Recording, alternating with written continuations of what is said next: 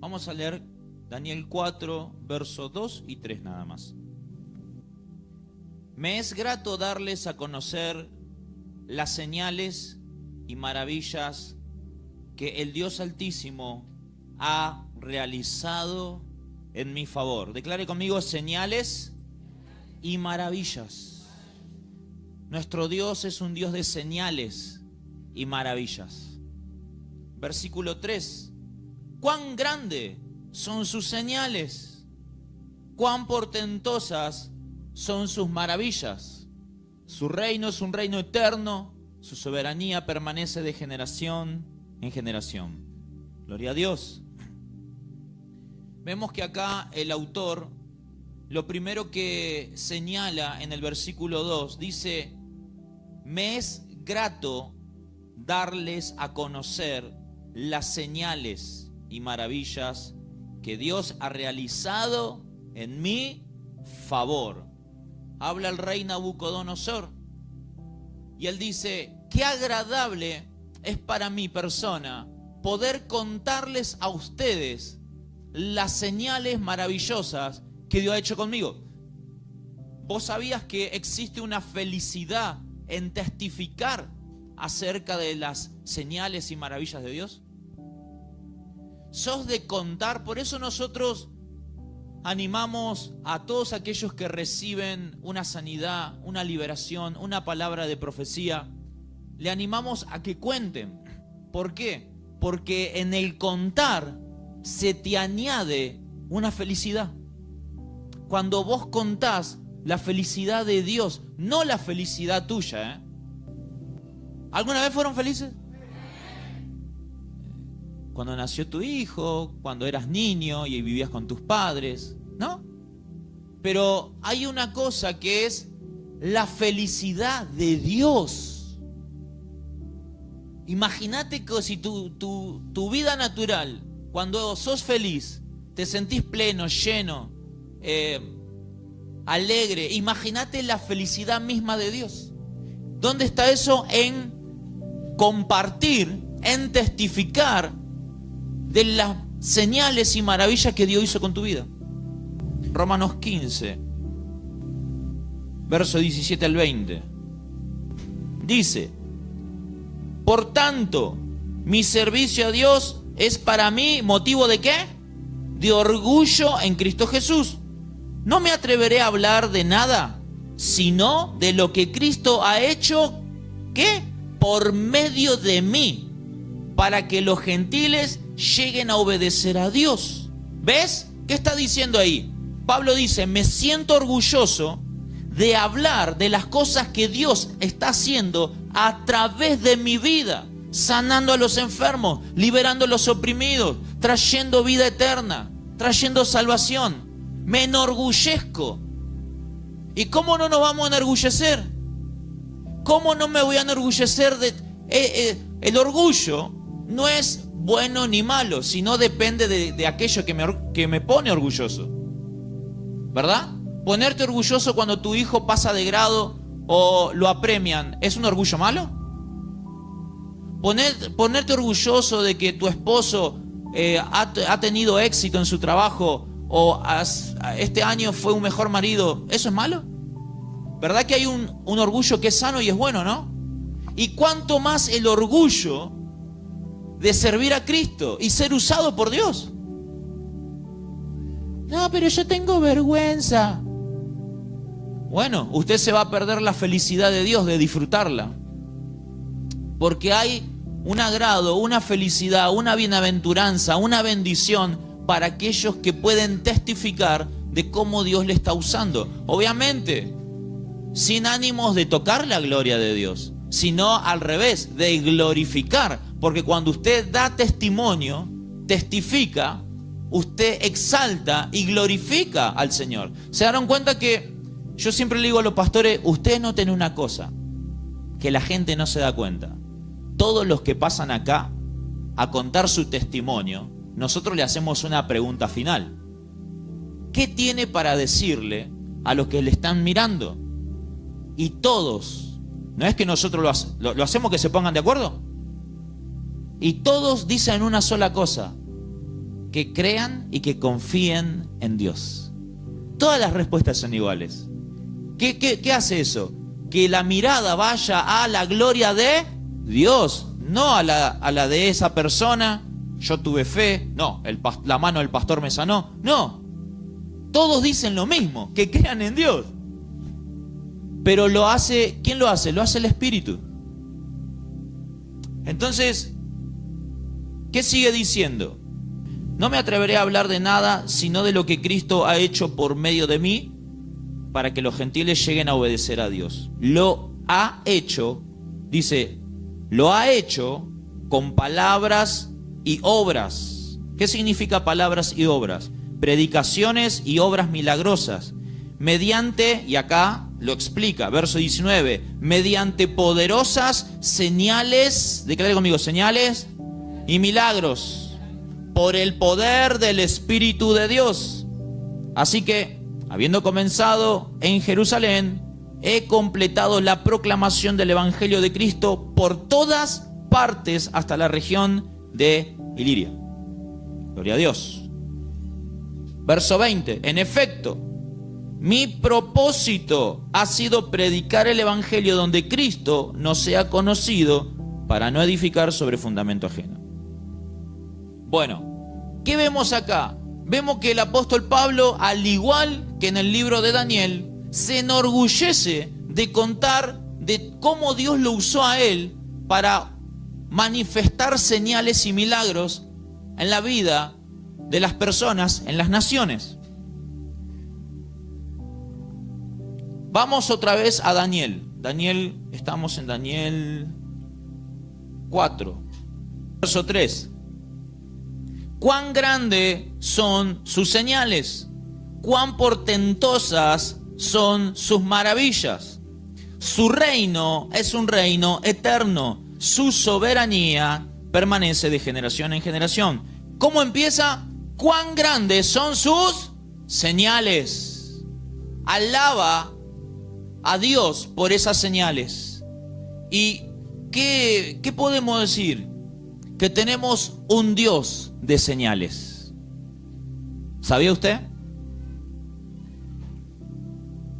Por ejemplo, antes de que nosotros vayamos a Ciudad del Este, ¿cuántos saben que viajamos con los pastores a Ciudad del Este a llevar el Evangelio del reino de Dios?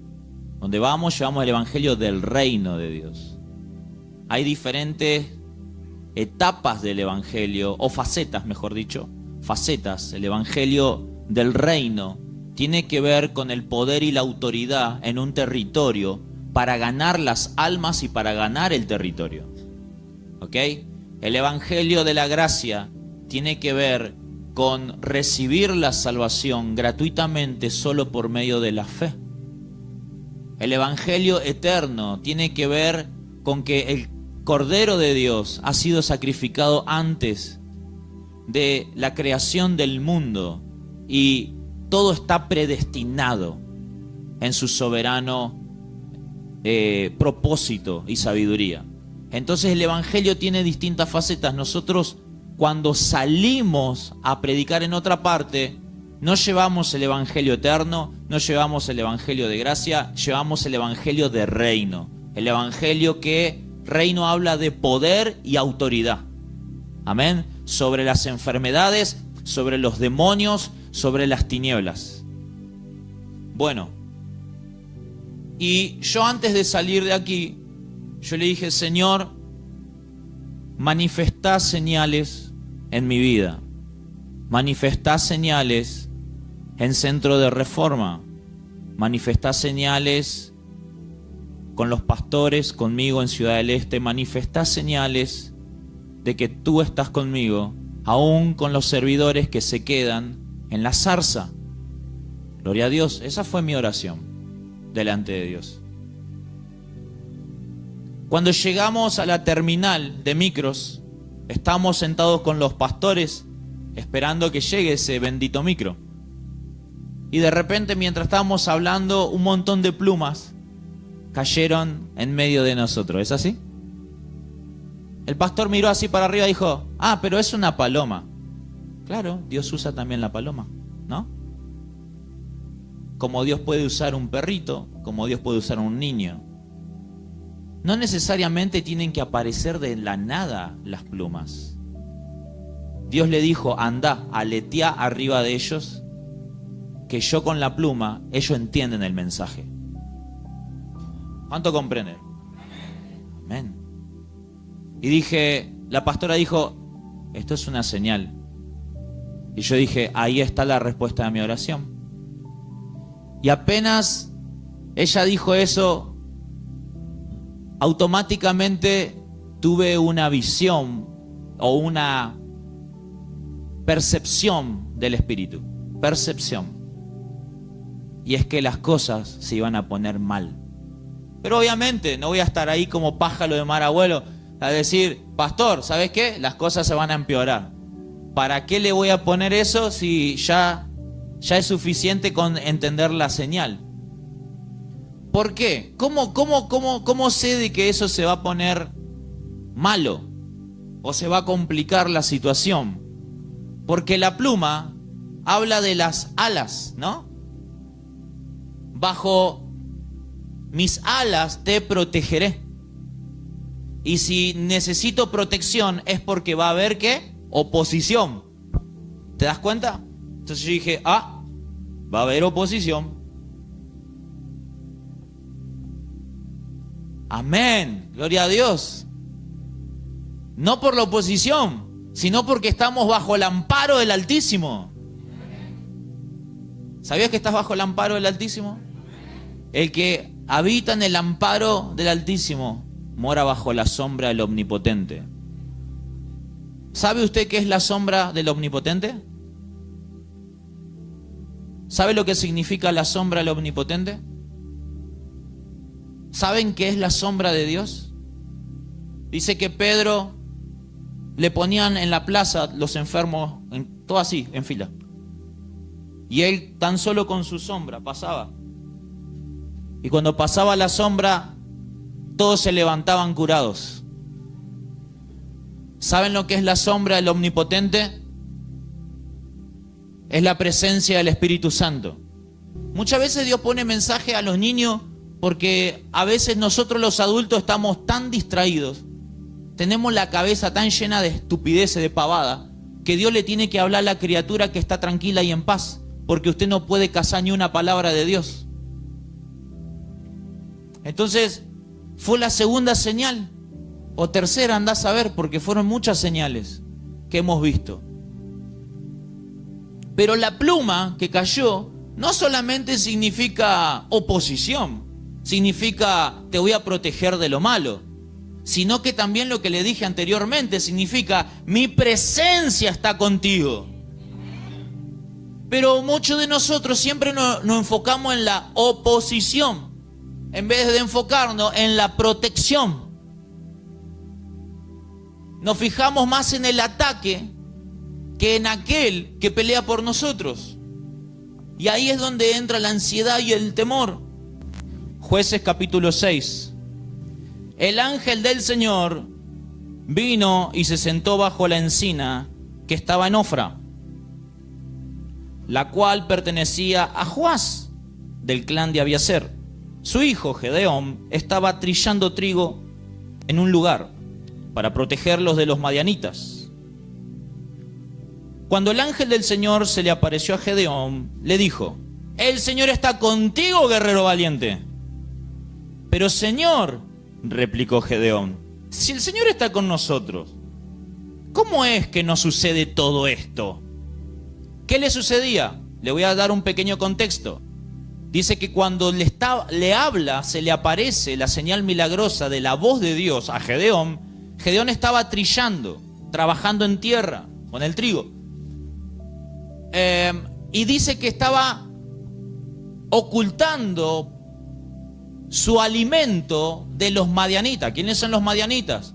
Son enemigos, vecinos, que venían y como eran multitudes y eran muy fuertes y tenían armas y eran muchos más que los judíos, venían y le robaban los alimentos a los pobres judíos. Pero el judío estaba bajo el poder del enemigo Porque sabemos que los judíos siempre caían en la idolatría y el juicio venía sobre ellos. Entonces era una consecuencia, ¿ok? Entonces ese es el contexto. Los madianitas robando todo el tiempo a los judíos y Gedeón trabajando, tratando de ocultar su comida antes que vengan los enemigos y le roben, ¿sí? Y ahí se le aparece Dios y le dice: guerrero valiente, le dice, yo estoy con vos. ¿Y qué le responde Gedeón? ¿Dónde estamos? Verso 13. Pero Señor, replicó. ¿Qué significa replicar? Cuando le refutás a alguien. Replicó Gedeón: si el Señor está con nosotros, ¿cómo es que nos sucede todo esto? ¿Qué es todo esto? De que le roben, de que le vivan robando, de que vivan en guerra perdiendo. ¿Dónde están todas las maravillas que nos contaban nuestros padres? Cuando decían: el Señor nos sacó de Egipto. La verdad es que el Señor nos ha desamparado y nos ha entregado en manos de Madián. Verso 14. El Señor lo encaró y le dijo: ve con la fuerza que tienes y salvarás a Israel del poder de Madián. Yo soy quien te envía. Pero Señor, objetó Gedeón, ¿cómo voy a salvar a Israel? Mi clan es el más débil de la tribu de Manasés y yo soy el más insignificante de mi familia. El Señor respondió: tú derrotarás a los madianitas como si fueran un solo hombre, porque yo estaré contigo. Si me he ganado tu favor, dame una señal de que en realidad eres tú quien habla conmigo, respondió Gedeón. Te ruego que no te vayas hasta que yo vuelva y traiga mi ofrenda y la ponga ante ti. Esperaré a que vuelvas, le dijo el Señor. ¿Qué vemos acá? Bueno, ¿quiénes son los madianitas? Son el enemigo del pueblo de Dios, un pueblo vecino numeroso que le robaba constantemente. Por lo cual Israel le tenía miedo, porque ellos eran más numerosos, eran más experimentados en la guerra y tenían más armas. Entonces venían y se dejaban robar, ¿verdad? Pero el Señor ahí, en medio de ese miedo de que te van a robar, de que estás ocultando lo tuyo, se le aparece el Señor y le dice: ¿qué haces, guerrero valiente? ¿Cómo andás? Yo estoy con vos. Y Gedeón, ¿qué dice? Pero ¿cómo el Señor está con nosotros? Si nos viven robando. ¿Y dónde están todos los milagros y las señales que supuestamente dicen que había un Dios que sacó a los judíos de Egipto? ¿Dónde está ese Dios? Yo no veo ningún milagro acá.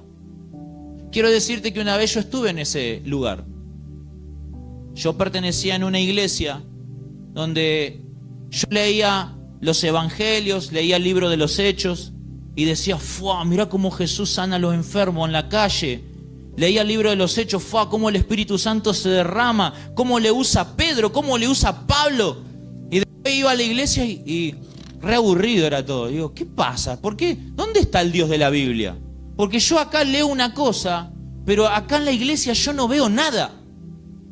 ¿Nunca usted pensó eso? ¿Nunca se sintió así? ¿Dónde está el Dios de los milagros? ¿Dónde está el Dios de las señales? Porque la Biblia dice una cosa, pero mi realidad es otra. Eso es lo que le contesta Gedeón a Dios. Y el Señor le saluda y encima él, teniendo miedo, ocultándose, pareciera como que Dios se burlaba, ¿no? Porque él, teniendo miedo, ocultando la comida de sus enemigos, viene Dios y le dice: ¿qué haces, valiente? Pero Gedeón, ¿qué tenía? ¿Pero cómo le saluda a Dios? ¿Pero Gedeón, qué tenía? ¿Te das cuenta que la fe, aún Dios tiene fe? La fe llama a las cosas que no existen como si ya existieran. ¿Qué dice el libro de Joel 3:10? Vamos rapidito ahí. No lo busque, vamos a leer la pantalla, así no perdemos la velocidad. Forjen espada con los azones y hagan lanzas con las hoces. Diga el débil.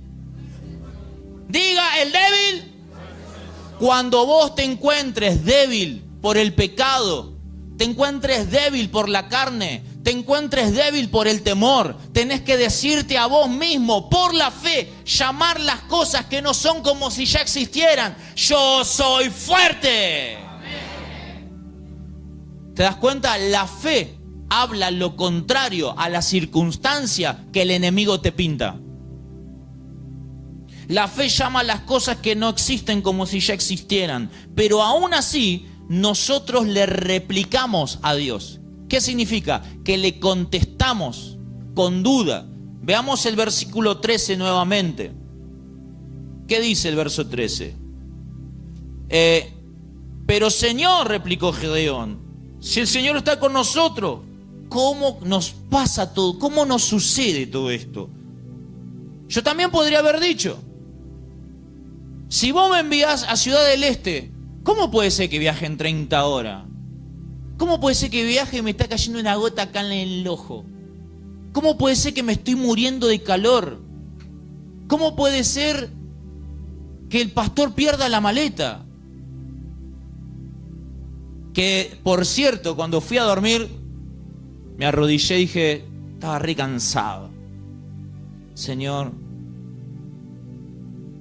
te pido una sola cosa. Por el pastor, que aparezca la maleta. Me voy a acostar y hago la última mirada, porque capaz que pasa otra cosa más. ¿Viste? Miro así, y había una foto, la abro, era la maleta del pastor, apareció la maleta. Y viste que a veces vos te preguntás, ¿cómo Dios me envía a mí para allá? Y allá me pasa de todo. Y la pregunta es, ¿Dios me envió o me metí yo en la carne? Cuando vos ya entraste en ese razonamiento, ya estás dándole abierta así, Satanás, vení, pasá, hacé cualquier cosa en mi cabeza y en mis sentimientos. Vení a plantar la duda. Nunca dudes de lo que Dios te envió a hacer. Aunque pase, van a pasar, yo te voy a asegurar, van a pasar cosas.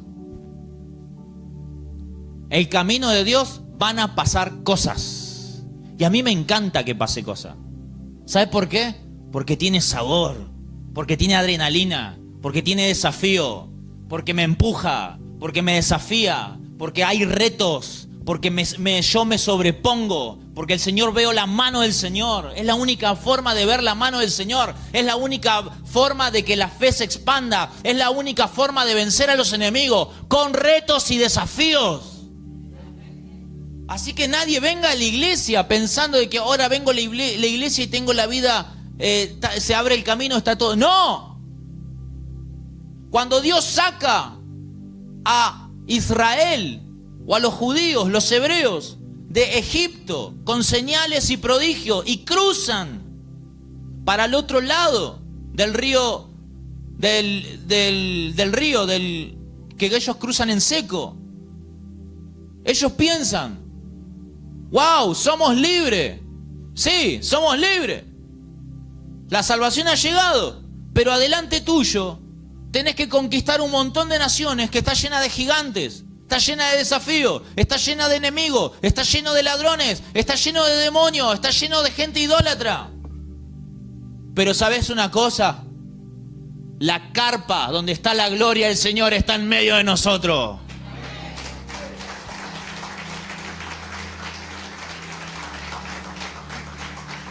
Así que acá es un tema de enfoque. No importa si Jericó tiene murallas grandes. No importa si adentro de Jericó hay soldados más entrenados y más capacitados. No importa si adentro de Jericó hay gigantes esperándote, amenazándote. Lo que importa es el enfoque en el Dios guerrero, nuestro león de la tribu de Judá que está en medio de nosotros. El tema es un tema de enfoque. O me enfoco en el enemigo o me enfoco en el poder de Dios. El creyente solamente es unifocal, es como la paloma. Puede mirar una sola cosa a la vez. O mirás al diablo o mirás a Dios. Allá en Ciudad del Este una señora estaba llorando, que tenía ansiedad, que tenía miedo, que estaba preocupada. Y le digo, ¿usted es creyente? Sí, me dice la señora. Mentirosa, le dije en la cara. Porque hay que a veces tenés que despertar a las personas. Le digo, ¿usted es creyente? Sí, me dice. Mentirosa, le digo. La señora como que me gusta despertarla. Le digo, porque si usted es creyente, ¿creyente en quién? Porque si usted cree en Dios, no tiene que haber ni preocupación ni ansiedad. ¿Vos sabías qué significa ansiedad y preocupación? Significa, Dios no existe para mí. Yo estoy solo, nadie me protege. No creo en Dios. Por eso estoy ansioso, por eso estoy preocupado.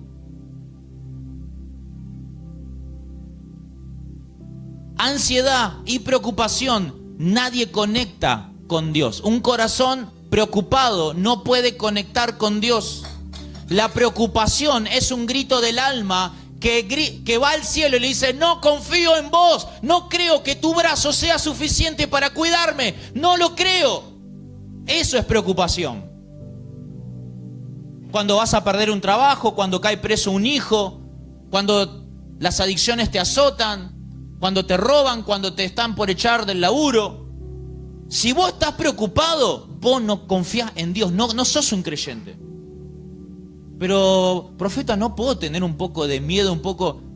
Sí, te puede pasar al principio, pero después decir: pará. ¿Qué me hace sentir esto a mí? Los sentimientos revelan lo que hay adentro. Y vos tenés que leer tus emociones, como un semáforo. Cuando el semáforo está en rojo es porque no podés pasar. Entonces las emociones son como un semáforo y vos tenés que saber leer tus emociones. Cuando son emociones de vergüenza, de negatividad, de pesimismo, de retroceso, de fracaso, de pensamientos torcidos, de miedo, de temor, de ansiedad, de pánico, tenés que decir: pará, ¿cómo me estoy permitiendo sentir esto? ¿Acaso yo no tengo un Dios grande? ¿Acaso yo no voy a una iglesia donde creemos todo en Dios? ¿Acaso yo no veo cada sábado milagro? ¿Qué me está pasando? ¿Por qué te permitiste que el enemigo te meta miedo, te meta ansiedad?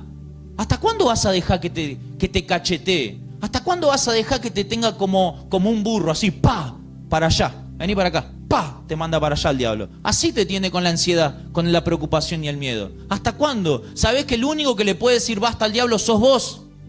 Tenés que decirle: basta, hasta acá llegaste. La circunstancia no va a dominar mi emoción ni mi sentimiento. Yo estoy firme en la palabra de Dios. Hermano, si usted se tiene que poner firme. No, porque el demonio me atormenta. ¿Qué demonio? Si ya está vencido los demonios. Si la sangre de Cristo tiene poder, ¿qué demonio?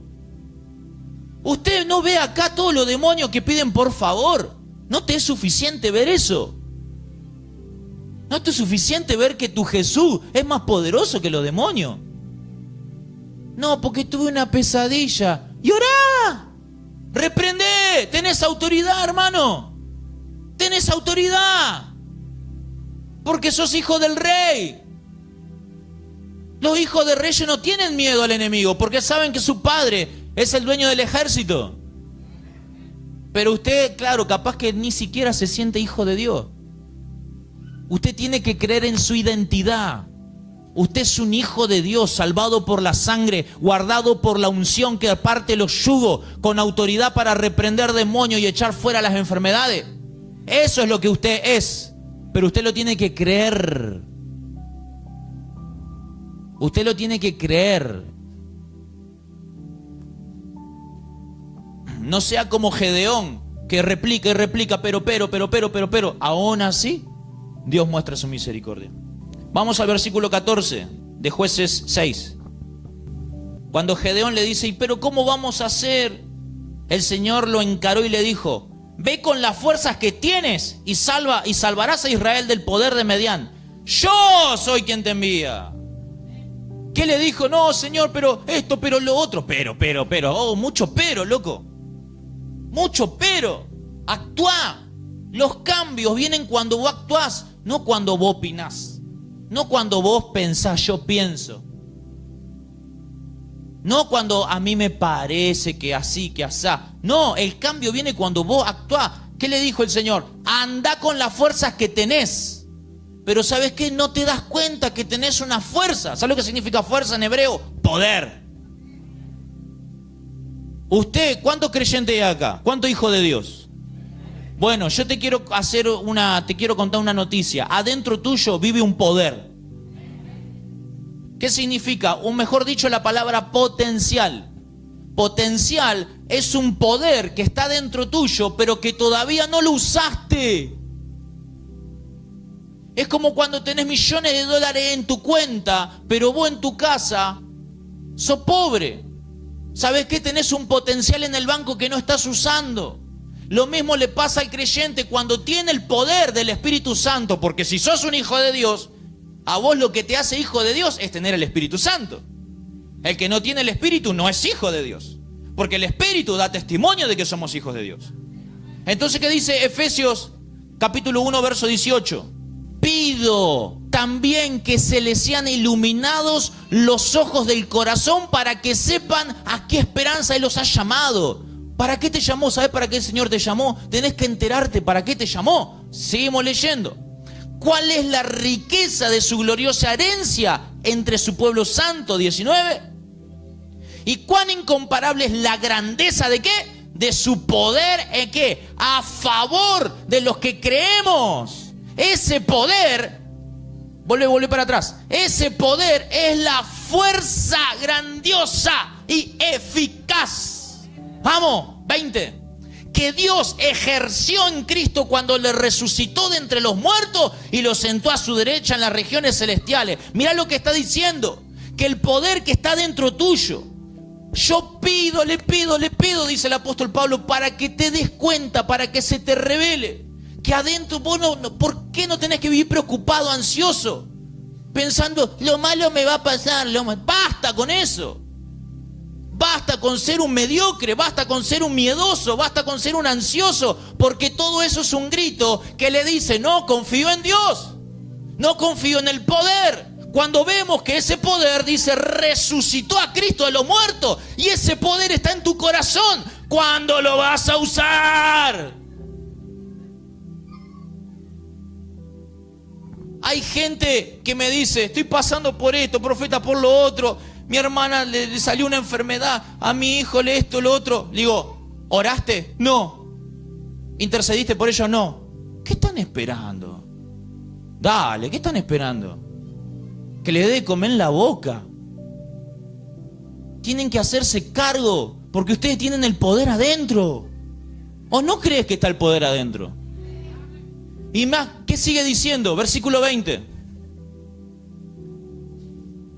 Dice, el poder que Dios ejerció en Cristo cuando lo resucitó de entre los muertos y lo sentó a su derecha en las regiones celestiales. 21. Muy por encima de todo gobierno está ese poder y autoridad, poder y dominio. Y de cualquier otro nombre que se invoque, no solo en este mundo, sino también en el venidero. Verso 22. Y Dios sometió todas las cosas al dominio de Cristo y se lo dio como cabeza a la iglesia. Ese poder te lo dio a vos.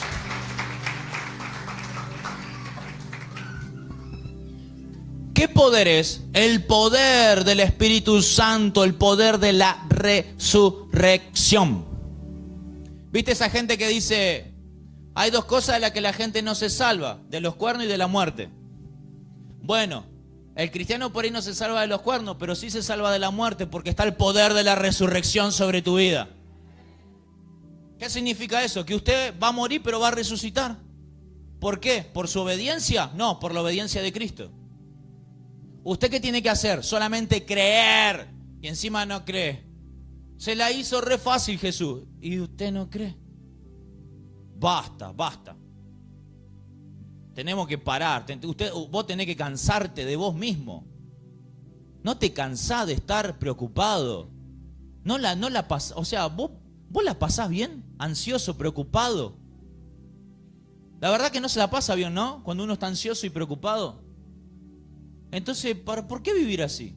¿Por qué permitirte? ¿Por qué te permitís tanto sufrimiento y tanto dolor? Cuando en la gracia del Señor tenemos el poder para todas las soluciones de la vida. ¿Para qué? ¿De sufrir de gratis? No.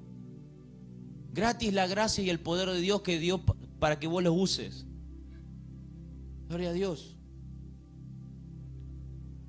Yo hace más de 20 años le dije, basta al enemigo, a la preocupación y a la ansiedad. Le dije, Señor, me arrojo a tu brazo a descansar en tu poder y en tu gloria.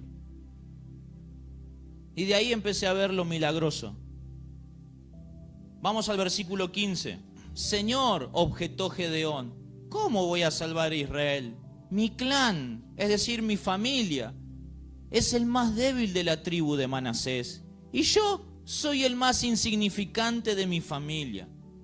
El Señor le responde otra vez: tú derrotarás a los madianitas como si fuera un solo hombre, porque yo estaré contigo.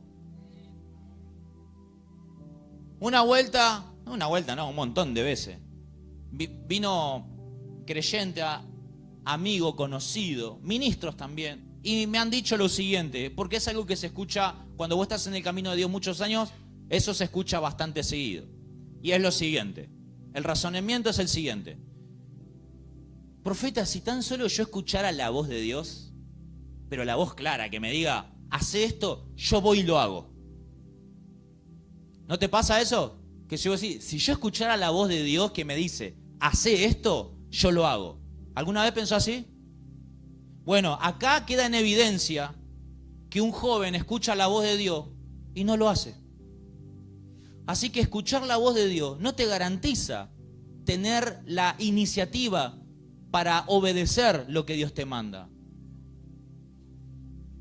De hecho, yo te digo, vos escuchás la voz de Dios todo el tiempo, muchas veces, a través de tu imaginación, a través de la Biblia cuando la lees, a través de un testimonio cuando lo escuchás, a través de un hermano que te cuenta un sueño, a través de las circunstancias de la vida que el Señor mueve para que vos interpretes, a través de un cartel de la calle. Dios te habla todo el tiempo.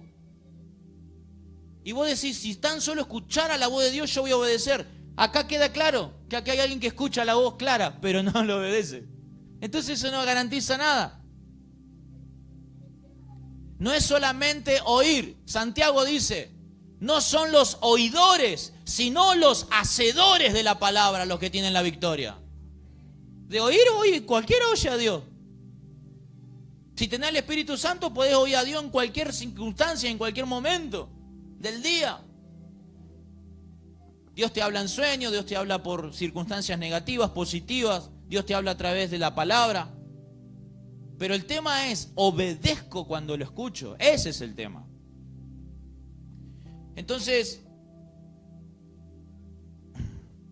verso 16. ¿Qué fue el error de Gedeón? Mi familia es el clan más débil de todo, porque somos la tribu de Manasés chiquitita. Y yo soy el más insignificante, porque soy el más chiquito, el más joven. Me van a hacer pelota. ¿Cuál es el error de Gedeón ahí? Está mirando cómo es su familia, si tiene plata su familia, si tiene una posición social su familia, si él es grandote, si tiene fuerza, si es inteligente. ¿Sabe cuál es el error de que vos no tenés fe? Es mirarte a vos mismo. Te voy a decir una cosa, la fe, mirarte a vos mismo no produce fe. Dios no te mandó a observarte. Dios no te manda a adorarte a vos, a mirarte todo el día, a ver si sos inteligente, a ver si sos poderoso. No, Dios te manda a mirarlo a Dios, que Él es el poderoso y que sus brazos son fuertes. Porque la fe no viene de mirarte, porque cuando vos te mirás a vos mismo, vos sabés que vos sos débil, vos sabés que sos pecador, vos sabés que te falta un montón de cosas, vos sabés que no sos millonario, vos sabés que sos pobre, vos sabés que sos débil. Entonces mirarte a vos siempre produce preocupación y ansiedad. Pero igual así, te gusta confiar en estas dos manos de carne que son limitadas, son chiquititas y no tienen fuerza. En vez de mirar las manos de Dios que son todas poderosas y tienen un sin límite de alcance. La fe no viene de mirarte a vos. La fe viene de puesto los ojos en Jesús, el autor de la fe. Mirar a Jesús produce fe. Mirarte a vos mismo produce incredulidad. Así que el mandamiento en esta noche es: deja de calcular si vos podés. Está claro que no podés, Pero mirá a Dios que sí puede darte esa casa, que sí puede liberar a tu hijo de las adicciones, que sí puede restaurar tu matrimonio, que sí puede sanar de tu enfermedad. ¡Sí puede! Dios puede. Así que deja de mirarte a vos. Ahí no está la solución. No está la solución en tu bolsillo, en tu capacidad, en tus habilidades, en tu carisma, en tus talentos. No está la solución. El error de Gedeón fue mirarse a él mismo. Pero el verso 16, el Señor que le respondió: tú derrotarás a los madianitas como si fuera un solo hombre, porque yo, no tú, yo estoy contigo. ¿Te das cuenta? Dios lo reenfoca, le quita la mirada de él y de su familia y le pone la mirada en el Altísimo.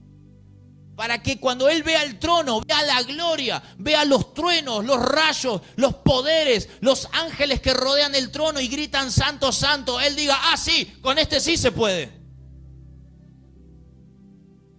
Tenés que dejar de mirar tu débil carne. Nadie te mandó a mirarte.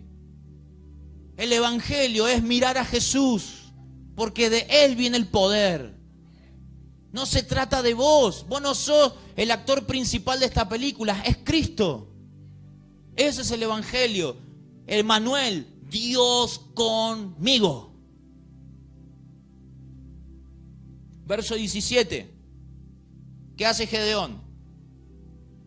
Otra vez Gedeón: si me he ganado tu favor, dame una señal de que en realidad eres tú quien habla conmigo. Respondió Gedeón. ¿Qué hace Gedeón? Pide una señal. ¿Dios se la niega? Vamos a leer verso 18.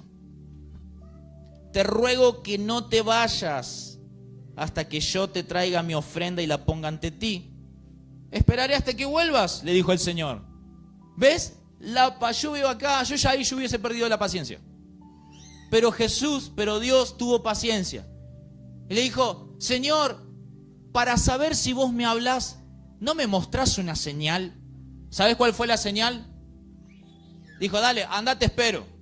Porque el que se manifestó fue el ángel del Señor. ¿Sabes lo que es el ángel del Señor? Es una epifanía, es decir, una preaparición de Jesús en el Antiguo Testamento. Nadie sabía que era el Hijo de Dios, pero Él era el Hijo de Dios. Porque solamente el Hijo de Dios puede recibir adoración. Los ángeles no pueden. Cuando usted ve que se aparece un ángel y le quieren adorar, usted siempre va a ver que los ángeles dicen: no, no me adores, adora a Dios. Pero este ángel recibe adoración. ¿Qué significa eso? Que ese ángel no era un ángel, era Cristo. Porque solo Cristo recibe adoración. Y Gedeón dijo: bueno, espérame, voy a buscar el cordero y te lo sacrifico y te adoro. Y fue y trajo. Y dice que el ángel tenía una vara. Y cuando el ángel tocó con la vara, el sacrificio se consumió, como dicen los paraguayos, todito. Y no quedó nada. Y Gedeón dijo: ¡ah! Este tiene el poder. Dijo: ahora sí, voy a confiar en vos. Pero ¿por qué Dios aguanta la inconsistencia, la inmadurez, la duda constante de Gedeón? ¿Por qué la aguanta? No porque Gedeón tenga algo lindo, sino porque Dios tenía un propósito que ya lo estaba anunciando con profetas antes de que Gedeón nazca.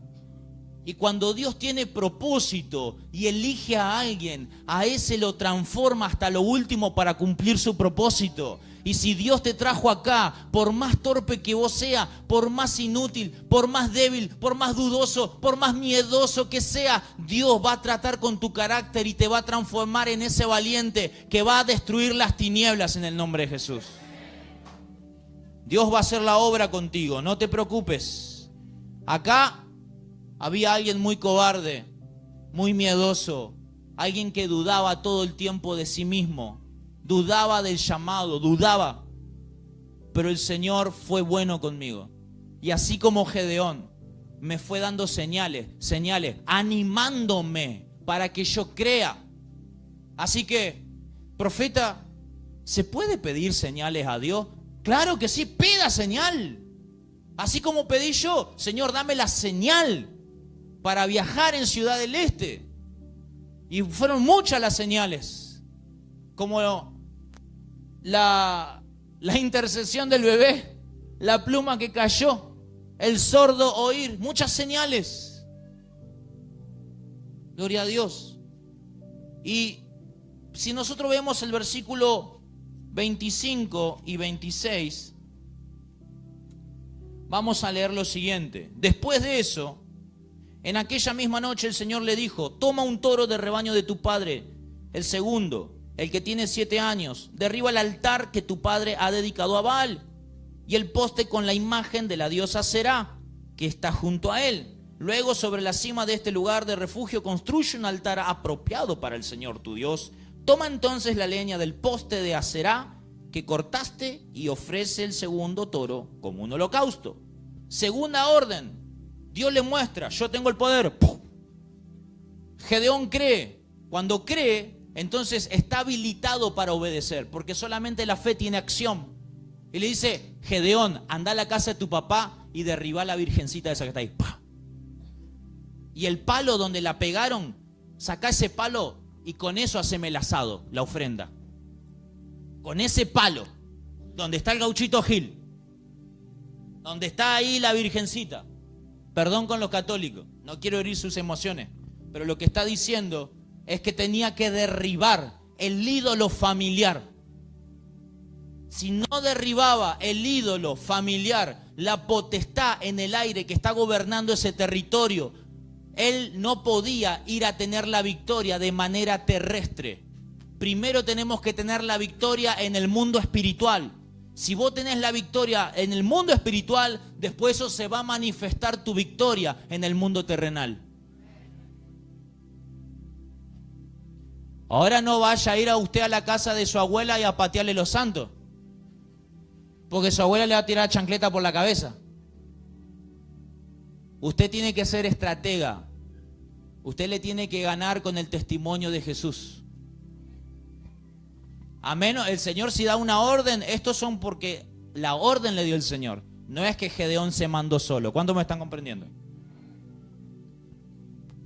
Entonces, antes de levantar un altar a Dios, Gedeón tuvo que derribar el altar de su papá, porque ahí tuvo el ídolo.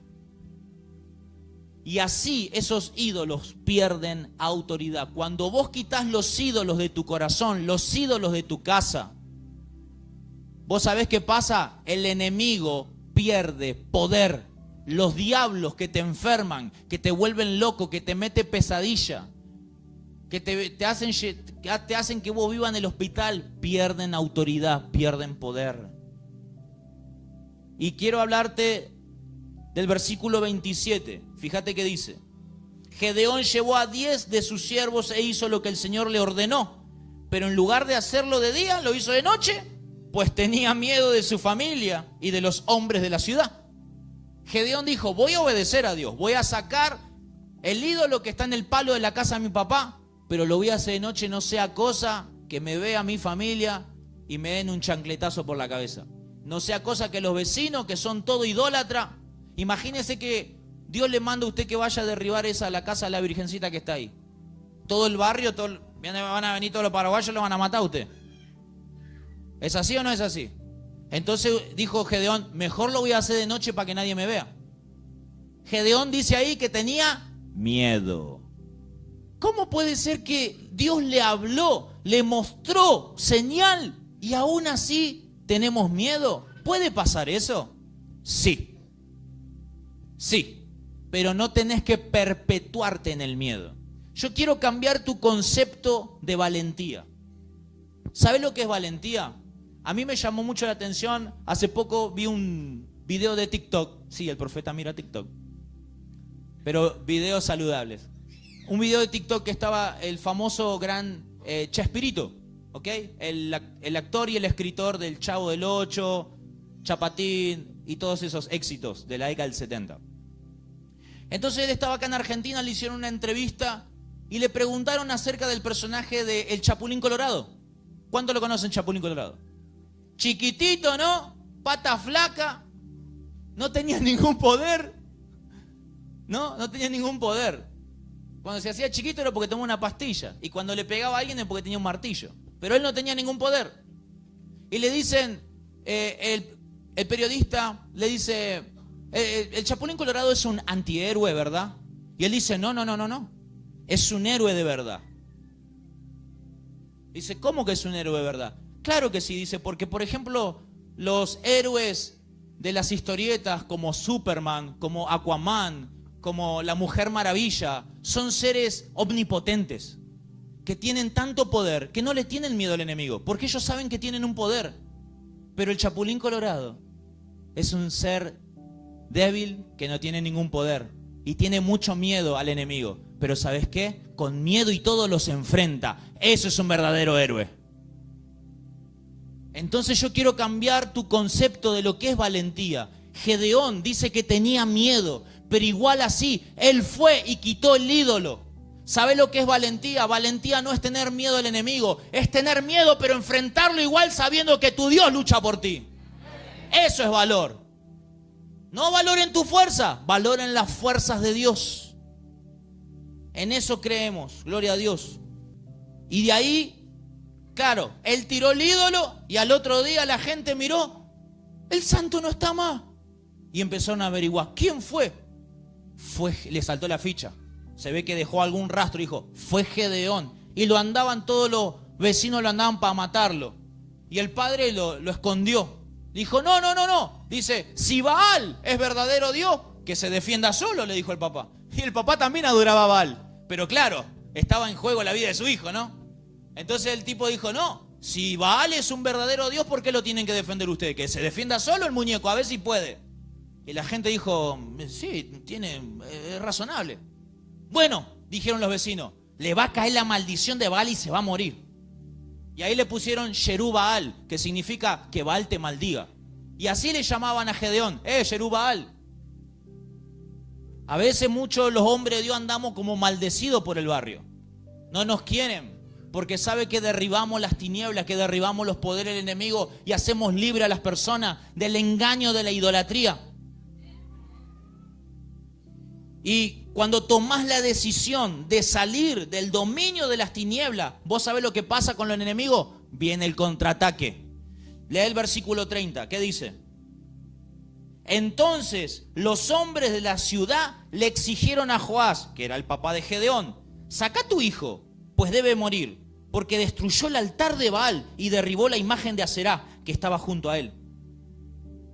¿Qué querían hacer los vecinos? El diablo contraatacó y te quiere. Cuando usted renuncia a la idolatría de los santos, de Gauchito Gil, de San La Muerte, de todos estos ídolos, ¿sabe lo que pasa? El diablo vuelve, te amenaza, te aparece por pesadilla, te aparece detrás de la puerta.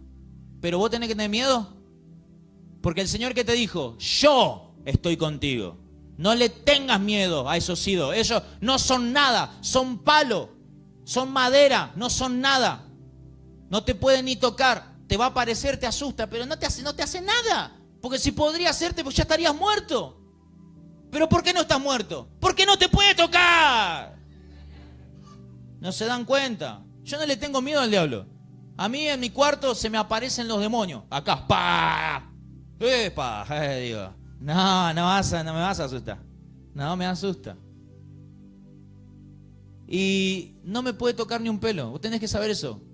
Que el demonio solamente hace cara nomás. Hace así, pero no es más que eso, hermano. No, pero yo conocí un testimonio que le tiraron las patas, que lo empujaron del edificio y se cayó y lo mató. Claro, estamos hablando de gente que hace pacto y tiene puerta abierta y compromiso y atadura. Eso sí, pero usted es un hijo de Dios. Bueno, ¿qué pasa? ¿Para qué hace esto los demonios? Para que retrocedas de tu determinación. ¿Y Dios qué hace? ¿Y qué hizo acá? Viene la amenaza. Gedeón quería ir a atacar. Dice, ahora sí, pero obedece, tira el altar del demonio. Y los vecinos lo amenazan y Gedeón dice, no, pará, entonces no le voy a hacer la guerra a los madianitas porque ahora me quieren matar. ¿Ves? Siempre que estás a punto de tener una nueva victoria, viene una amenaza del diablo.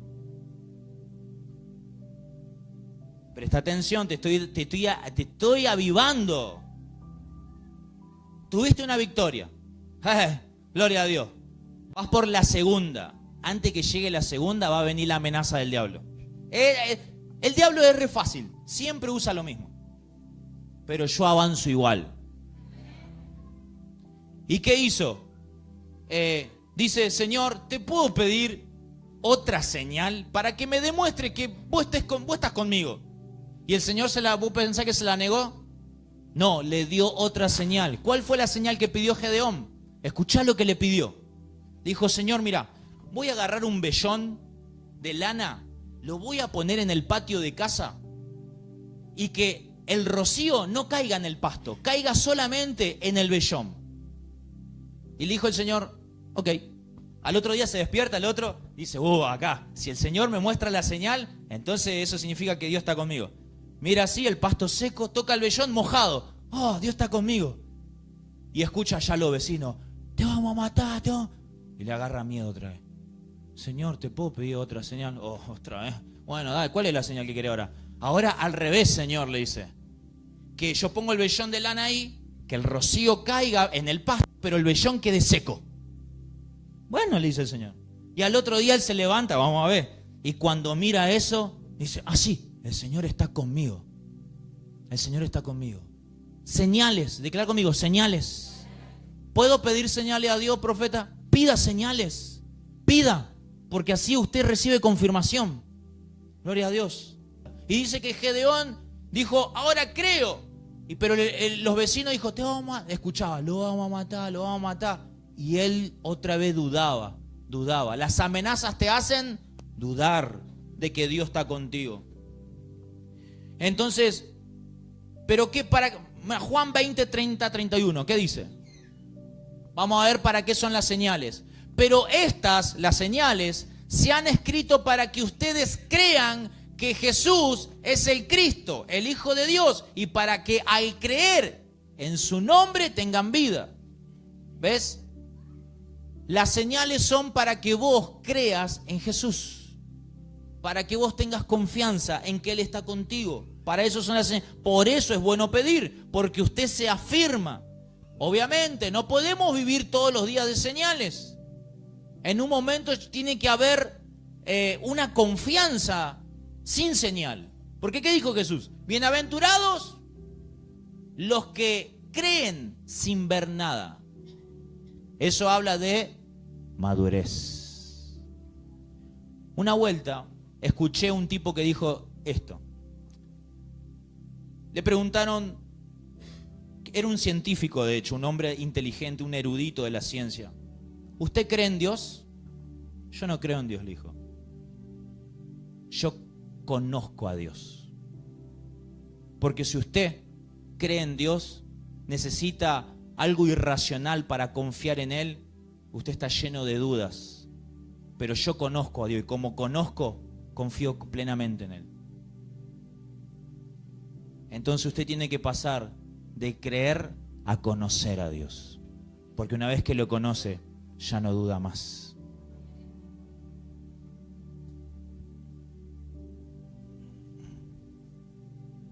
¿Para qué son las señales? Para confiar en el Señor. ¿Y qué sucedió? Dios le contestó, verso 38 al 40, ¿qué dice? Y así sucedió al día siguiente. Gedeón se levantó temprano, exprimió el vellón para sacarle el rocío y llenó una taza de agua. Verso 39. Entonces Gedeón le dijo a Dios, no te enojes conmigo, déjame hacer solo una petición más, permíteme hacer una prueba más con el vellón. Esta vez haz que solo el vellón quede seco y que todo el suelo quede cubierto de rocío. Verso 40. Así lo hizo Dios aquella noche. No solo el vellón quedó seco, mientras que todo el suelo estaba cubierto de rocío. Gloria a Dios. Y en el capítulo 7 vemos que Gedeón toca el shofar y convoca. Y se le reúnen varias tribus. Y con esa cantidad de tribus formó un ejército para ganar la guerra contra Medián. Eran 32.000. 32.000 con un toque de shofar. Dijo, ¿quién está con el Señor y conmigo? Y 2 o 3 tribus se hicieron amigas de él y dijo, vamos a pelear a esto que nos roban, a los madianitas. Nos viven robando, ya no nos van a robar más. Y el Señor me dijo que Él está conmigo porque 3 señales el Señor me mostró. Y el Señor le dice, ¿cuántos son, Gedeón? 32.000. Son muchos, le dice. Mirá, el pueblo en esta época está tan carnal y tan alejado de mí, que si ustedes ganan con 32.000 personas, van a agarrar mi gloria. Van a pensar, nosotros nos salvamos por nuestra propia fuerza. No, tienen que ser menos. Que sean 10.000. Y dice que, anúnciales ahora al pueblo, cualquiera que esté temblando de miedo, que se vuelva y se retire del monte de Galaad. Así que se volvieron, ¿cuántos? 22.000 hombres y se quedaron 10.000. ¿Qué le dijo? ¿Cuántos son? Gedeón, 32.000 hombres. Dijo, pregúntale a los hombres cuáles están temblando de miedo. Levantaron 22.000, levantaron la mano. Dijo, el Reina Valera es más fuerte, dice, los pusilánimes afuera. Afuera. ¿Por qué? Porque el miedo arruina la victoria. ¿Sabías eso? Cuando vos tenés miedo, tengo miedo de enfrentar este nuevo trabajo, tengo miedo de hablarle a esta persona, tengo miedo de ir a tal lugar, tengo miedo de predicar. Estás arruinando tu victoria. Usted tiene que ser una persona valiente. ¿Por qué? Porque Dios está contigo. No se trata de vos, olvídate. Cuando vos tenés mucho miedo es porque vos estás muy basado en vos mismo. Miedo es igual a mucho yo. Mucha fe es igual a nada de mí y mucho de Dios. Así que tu oración tiene que ser menos de mí, más de ti, Señor Jesús. Esto es matemática pura. Mucho miedo, mucho yo. Hay mucha fe, mucha confianza. ¿No tenés valentía? Es porque vos ya ni existía ahí. Está solamente Dios. ¿Te das cuenta? Es matemática. Lo espiritual es matemático. Entonces, dice que quedaron 10.000. Y Gedeón dijo, bueno, con 10.000 podemos ganar. Y el Señor le dijo, vení otra vez. ¿Qué pasa, Señor? Son muchos todavía. Y se van a agarrar mi gloria. Van a pensar que ustedes son victoriosos por ustedes mismos. ¿Y qué hago, Señor? Mira, yo te voy a decir una cosa. Vayan al arroyo de tal lugar. Hacé que el pueblo, los soldados bajen ahí. Dice, y presta atención. Cuando yo te diga, este no va a la guerra, ese no va a la guerra. Sí, Señor, dijo Gedeón. ¿Cuál es la orden? Mirá, te voy a dar una estrategia. Decirle que tomen agua, todos, que vayan a tomar agua. Y vos fijate cómo toman agua, le dice el Señor. Cuando vos ves que uno baja y agarra el agua así, en su mano, y la toma como si fuese un perro así, la toma así, ese separalo y elegilo. A los otros que se arrodillan así y meten la cabeza adentro del arroyo para tomar agua, fletealo, que se vuelvan a la casa. ¿Saben por qué Dios hizo eso? ¿Saben cuántos quedaron? De los 10.000 quedaron 300 nada más. Y los otros eran millones de millones. ¿Cómo vas a ganar contra 300? No tiene lógica. Ahí si ganaban, no quedaba duda de que era la gloria de Dios. Entonces fueron y Gedeón contó todo lo que se metieron la cabeza como así como avestruz adentro del agua para tomar el agua. Y contó. No, son la mayoría, dijo Gedeón. Pero el Señor no se equivoca. Y dice que quedaron 300. ¿Por qué el Señor eligió a los que tomaron así el agua? Así. Porque los que estaban arrodillados y levantaban el agua estaban atentos alrededor. Atentos a si aparecía el enemigo. ¿Qué significa esto? Que para la guerra espiritual no necesitamos gente distraída, no necesitamos gente torpe, no necesitamos gente boba. para la guerra espiritual se necesita gente preparada, gente que está alerta, como dijo Jesús, velando y orando, alerta, preparado para la guerra. ¿Te das cuenta? Dios sabe elegir a sus soldados. Usted no puede ahí regalar su cabeza al enemigo. ¿Cuántas veces ya regalaste tu cabeza y rodó tu cabeza? Basta. Tenemos que decirle ya basta a esas actitudes torpes delante de Dios.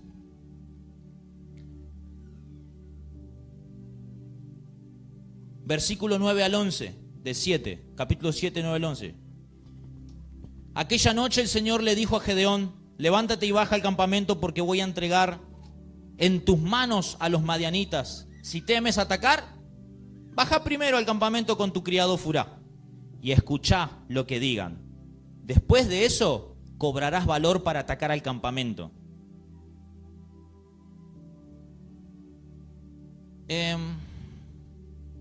Así que él y Furá, su criado, bajaron hasta los puestos de los centinelas en las afueras del campamento. ¿Qué le dijo el Señor? Gedeón, son 300. Dice, y si tenés miedo porque son 300, le dice, si tenés miedo, acércate al campamento enemigo, que vos vas a escuchar algo ahí que te va a dar el valor para atacar al enemigo. Y dice que se hizo de noche. Gedeón dijo, che, somos 300, no, me parece que, no sé, el Señor, no sé si se equivoca o qué. Y dijo, pero el Señor me dijo que si yo tengo miedo, que vaya ahí abajo y escuche. Y le dijo a Furá, que era su criado, acompáñame. Y se acercaron de noche al campamento enemigo y empezaron a escuchar. Y ahí había una fogata, habían dos ahí tomando cerveza. Y le dice, che, loco, ¿sabés qué soñé anoche? Contame, ¿qué soñaste? Soñé que de allá arriba del monte caía un pan de cebada rodando, ¡pum! Y pegaba a nuestro campamento y derribaba todo. No, le dice, loco, ya interpreté tu sueño. ¿Qué es mi sueño? Dice que la mano de Jehová está con Gedeón y nos va a derrotar. Y dice que Gedeón estaba escuchando y dijo, imagínate a Gedeón escuchando eso, que el enemigo está teniendo sueños de parte de Dios de que están derrotados. Y dice que Gedeón hizo, imagínate, se hacía, ya, murió. Si celebraba ahí, murió. Entonces él tenía que estar, se abrazaba con el compañero, ¿no? Imagínate Gedeón en campo enemigo. ¿Y sabe lo que hizo en campo enemigo? Vamos a leer verso 15. 7:15, ¿qué dice? Cuando Gedeón oyó el relato del sueño y su interpretación, ¿qué hizo? Se postró en adoración. Luego volvió al campamento de Israel y ordenó, levántense, el Señor ha entregado en manos de ustedes el campamento madianita. Imagínate esto, Gedeón en el campamento enemigo, escucha el sueño del enemigo, que la victoria es de él. Y dice que él se postró y adoró a Dios. Acá hay algo práctico. ¿Cuál es el campo del enemigo que te está venciendo? ¿Tu matrimonio? Métete en tu dormitorio, donde ustedes discuten, y arrodíllate. ¿Tenés problema en el trabajo? ¿Están echando a gente y crees que a vos te va a tocar? Anda al baño de tu trabajo y arrodíllate y adorá. Anda al campo del enemigo y adorá en medio del terreno de la oscuridad. ¿Sabe qué importante es adorar postrado? La oración de silicio, ¿sabe cuál es la oración de silicio?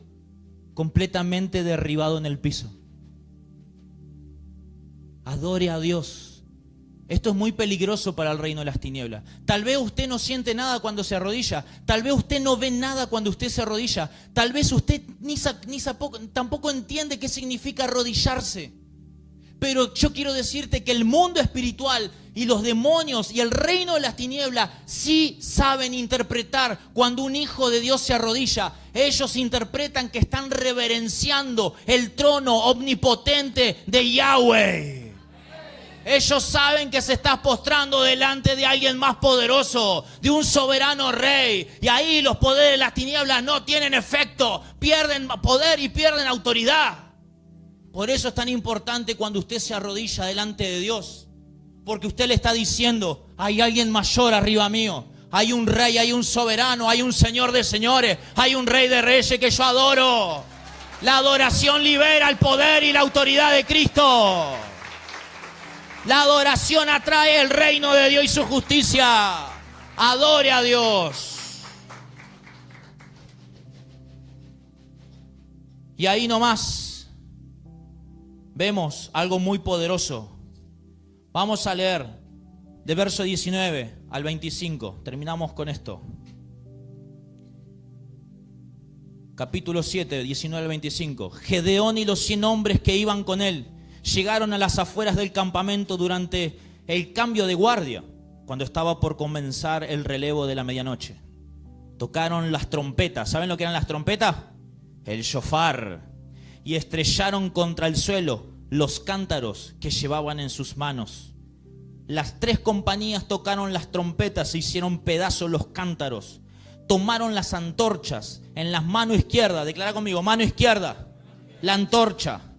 Y sosteniendo en la mano derecha, declara las trompetas que iban a tocar. Y gritaron, desenvainen sus espadas por el Señor y por Gedeón. Dice, como cada hombre se mantuvo en su puesto alrededor del campamento, todos los madianitas salieron corriendo y dando alaridos mientras huían. Al sonar las 300 trompetas, el Señor hizo que los hombres de todo el campamento se atacaran entre sí con sus espadas. El ejército huyó hasta Bet-Sitá, en dirección de Sererá, dice, hasta la frontera de Abel-Mejolá, cerca de Tabat. Entonces se convocó a los israelitas de Neftalí y Aser y a toda la tribu de Manasés, y estos persiguieron a los madianitas. Recuerden, eran 300 nada más contra miles de miles. Dice, por toda la región montañosa de Efraín, Gedeón envió mensajeros que decían, desciendan contra las madianitas, apodérense antes de que ellos de los vados del Jordán hasta Bet-Verá. Se convocó entonces a todos los hombres de Efraín y estos se apoderaron de los vados de Jordán hasta Bet-Verá. También capturaron a Oreb y Seb, los 2 jefes madianitas, y Oreb lo mataron en la roca de Oreb y a Seb en el lugar de Seb. Luego de perseguir a los madianitas, llevaron la cabeza de Oreb y de Seb a Gedeón, que estaba al otro lado del Jordán. Imagínense, eso que le robaban todos los días, le trajeron a Gedeón las 2 cabezas de las 2 potestades. Esta noche Dios quiere cortar cabezas a esa potestad que te viven enfermando, que te viven amenazando, que te viven haciendo tener miedo, ansiedad, preocupación. La fuente de todo ataque de pánico, la fuente de toda enfermedad, la fuente de todo miedo, en esta noche se corta al toque del shofar.